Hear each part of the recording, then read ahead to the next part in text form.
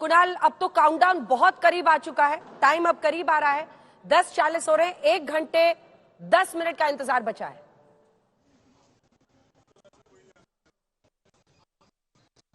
10 minute का इंतजार है। और सबसे अच्छी बात, जो खुशखबरी हम यहाँ से आपको देना चाहेंगे कि मौसम बिल्कुल खुला हुआ है, धूप बिल्कुल चमक रही है और जो विंड स्पीड होनी चाहिए आइडियल विंड स्पीड है। लगभग मुझे जो यहाँ पर दिखाई पड़ रहा है वो 6 से 7 किलोमीटर प्रति घंटे की रफ्तार है। तो लॉन्च के लिए लगभग जो माकूल एक तरीके से सिचुएशन होनी चाहिए वो यहाँ पर साफ तौर पर दिखाई पड़ रही है। इसीलिए उम्मीद की जो किरणें हैं जो आसमान आज छूने वाली हैं। और बताएं कि यहाँ पर जो अभी लॉन्च होगा, कई सारे लोग बात कर रहे थे कि L1 पॉइंट पर जाएगा, लेकिन जो पहला हमारा अभी आज का है वो पहुंचाना है पृथ्वी की कक्षा में, जो 235.19,500 किलोमीटर का जो एक इलिप्टिकल एक अंडाकार जो कक्ष बनता है, कक्षा बनती है, उसमें जाएगा आज। तो बहुत सारी चीजें हैं और उस पर बहुत रोचक तरीके से यहाँ पर जो तमाम हजारों साइंटिस्ट हैं, सुबह से ही हमारी कई सारे वैज्ञानिकों से बात भी हुई, उनका यही कहना है कि बहुत कीनली है, बहुत उत्साहित हैं। एक तो चंद्रयान की सफलता के बाद जो उम्मीदों का बोझ है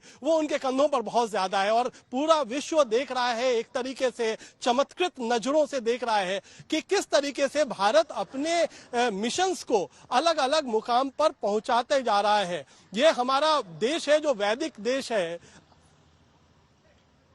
जी, आपकी आवाज आ रही है, बात पूरी कीजिए।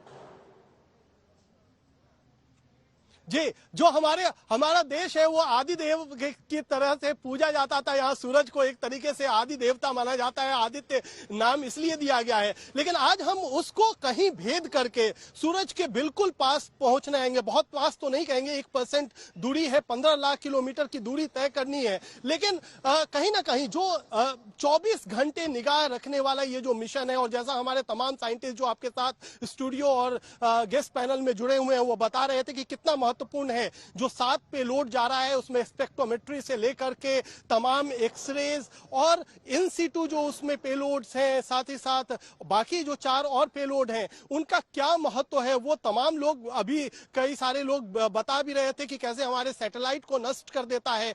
जो पृथ्वी है उसके ऊपर जो मौसम का बदलाव होता है, चाहे वहां से निकलने वाली किरणें हो या वहां से निकलने वाले जो पार्टिकल्स हो, वो किस तरीके से करते हैं। सबसे ज्यादा रोचक है कोरोना, क्योंकि जब सूर्य ग्रहण होता है तो कोरोना हमें बहुत कुछ सेकंड के लिए दिखाई पड़ता है और वो सबसे ज्यादा गर्म तो है लेकिन सबसे ज्यादा मध्यम है, दिखता नहीं है यहाँ से पृथ्वी से। तो कोरोना पर नजर रखी जाएगी क्योंकि उसमें बहुत सारी चीजें बदलती रहती हैं। जो तमाम वैज्ञानिक हमारे साथ जुड़े हुए थे जो बात कर रहे थे वो शायद जो वहां का वायुमंडल है उसका जो बाहरी इलाका है कोरोना का, उससे बहुत ज्यादा जानकारियां मिल सकती हैं। और अभी तक जो मिशन गया था, जो यूरोपीय मिशन भी गया था, वो कोरोना का इसलिए भी शायद जो हमें बताया गया है कि भारतीय ये मिशन क्यों बहुत महत्वपूर्ण है, क्योंकि कोरोना पर सही तरीके से नजर रखने के लिए आपको उसको ब्लैक स्पॉट देना पड़ता है, उसका मेजरमेंट बहुत ज्यादा जरूरी होता है, तभी आप बहुत सारे स्पेक्ट्रोमेट्रिकल एनालिसिस कर सकते हैं। वो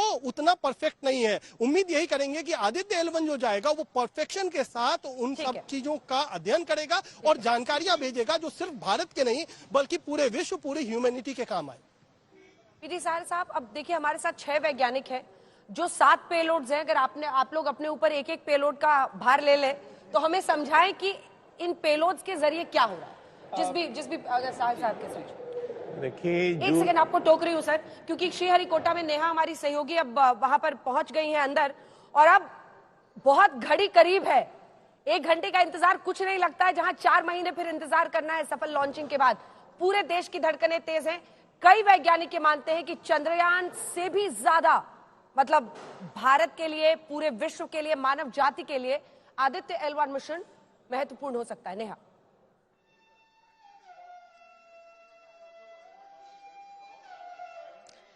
इस लिहाज से भी महत्वपूर्ण है अंजना, क्योंकि मेरे ठीक पीछे आप ये स्क्रीन देख सकती हैं। सतीश धवन स्पेस सेंटर में इस वक्त हम मौजूद हैं। ये ऑडिटोरियम है वहां का, जहां पर अब से कुछ देर बाद, क्योंकि 1 घंटे से भी कम का वक्त बचा है और घड़ियां जो है वो इस ओर इशारा कर रही हैं कि हम इतिहास रचने के बेहद करीब हैं, क्योंकि बहुत सारी स्पेस एजेंसीज, चाहे वो यूरोपियन स्पेस एजेंसी हो, नासा हो, इसके साथ ही चीन, जापान, सबने ये प्रयास किया है कि वो सोलर एक्टिविटीज को अपने किसी भी मिशन द्वारा कैप्चर कर सके, और उस दिशा में भारत का ये महत्वपूर्ण कदम है आदित्य L1, जिसमें हम L1 लैंड रेंज में ऑर्बिट करने वाले हैं। और आप ये समझ सकती हैं कि अगले 4 महीने कितने क्रूशल होंगे, क्योंकि 4 महीने में हम इस L1 रेंज में पहुंचेंगे। पहले हम जो है वो धरती का जो गुरुत्वाकर्षण है, जिसे हम ग्रेविटी कहते हैं, उसका इस्तेमाल करेंगे। उसके बाद हम सन की ग्रेविटी का इस्तेमाल करेंगे। लेकिन सन इस लिहाज से, यानी कि सूर्य की जो ऊर्जा होती है, जो वहां से तापमान होता है, उसको ध्यान में रखते हुए कई सारी चीजें बहुत ज्यादा मायने रखती हैं। चाहे वो आप सन के इर्द गिर्द जो फोटोस्फीयर है, क्रोमोस्फीयर है, इस तरह की चीजों पर काफी ज्यादा ध्यान रखना होता है वैज्ञानिकों को, क्योंकि कई सारे ऐसे डस्ट पार्टिकल्स होते हैं उस स्पेस अभियान में। इसके साथ ही आप सोलर एक्लिप्स का भी सामना कर सकते हैं अगले 4 महीने में। लेकिन इन सब के बीच साइंटिस्ट जो है वो पूरे देश के इस पूरे मिशन में लगे हुए थे। अलग अलग राज्यों से हमने देखा कि कैसे साइंटिस्ट इसरो के साथ मिलकर इस पूरे आदित्य L1 मिशन को अंजाम देने में लगे हुए थे। लेकिन थोड़ी देर बाद स्क्रीन पर इमेजेस आने लगेंगी। अभी भी आप देख सकते हैं कि आदित्य L1 जो है वो प्रोपल्शन के लिए तैयार हो चुका है। ये PSLV C57 की तमाम डिटेल्स है। बताइए। पूरी डिटेल्स इस वक्त आ रही हैं और आप देख सकते हैं इन इमेजेस में हर एंगल से इस PSLV C57 को कैप्चर करने की कोशिश की जा रही है। काउंटडाउन यहां पर भी दिख रहा है और ये धीरे धीरे काउंटडाउन घटता जाएगा। और इसके साथ ही जो वैज्ञानिक हैं, जो तमाम वो लोग हैं जो इस पूरे मिशन के साथ जुड़े हुए हैं, उन सब की धड़कनें भी तेज होने वाली हैं। क्योंकि चंद्रयान 3 जब लैंड हुआ था तो हमने देखा था किस तरह का यूफोरिया, किस तरह का उत्साह यहाँ पर तमाम मीडिया और देश भर में लोगों के बीच देखा गया था। उसी तरह का कुछ उत्साह आज आदित्य L1 को लेकर भी है। अंजना, बिल्कुल। सुशांत, आप पहुंच गए हैं नेहरू तारामंडल और अब लगता है कुछ लोगों का आना जाना शुरू हो गया है वहां पर। हाँ देखिए अंजना, जाहिर सी बात है क्योंकि एक्साइटमेंट लोगों में बहुत ज्यादा है, खास तौर के स्कूली बच्चों में। मैं आपको तस्वीरें दिखाना चाहूंगा कि तमाम जो स्कूली बच्चे हैं अपने पेरेंट्स के साथ धीरे धीरे यहाँ पहुंच रहे हैं। अपने कैमरा पर्सन रविकांत तोतावर से कहूंगा कि वो तस्वीरें दिखाएं कि यहाँ पर कई सारे स्कूली बच्चे जो है वो अपने पेरेंट्स के साथ जो है वो यहाँ पर नजर आ रहे हैं। एक्साइटमेंट और चंद्रयान जो 3 की सफलता हुई थी, उसके बाद आदित्य L1 की सफलता को देखने के लिए यहाँ पर लोग जो है वो काफी ज्यादा एक्साइटेड हैं।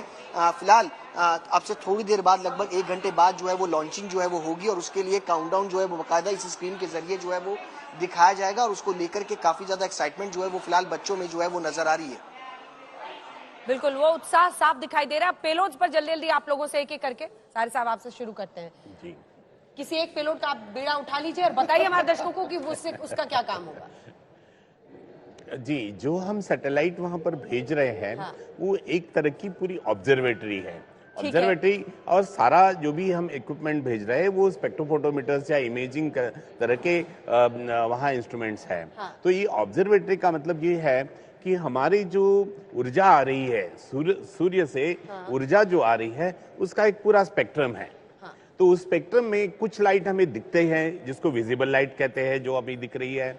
उसके साथ साथ उन्होंने जैसे कहा सूट है, उसमें जो अल्ट्रावायलेट बैंगनी जो हिंदी में कहते हैं। हाँ। उसके बाद में उससे अल्ट्रावायलेट के बाद में सॉफ्ट एक्सरे, हार्ड एक्सरे, और उसके साथ साथ क्योंकि वहां पर न्यूक्लियर रिएक्शंस हो रही है, इतने हाई टेम्परेचर में फ्यूजन हो रहा है, तो उसके वजह से वहां से alpha particles, protons, even neutrons, इस तरह के सारे न्यूक्लियर पार्टिकल्स भी बाहर आ रहे हैं। और इस सब की स्टडी करने के लिए एक एक इंस्ट्रूमेंट भेजा गया है।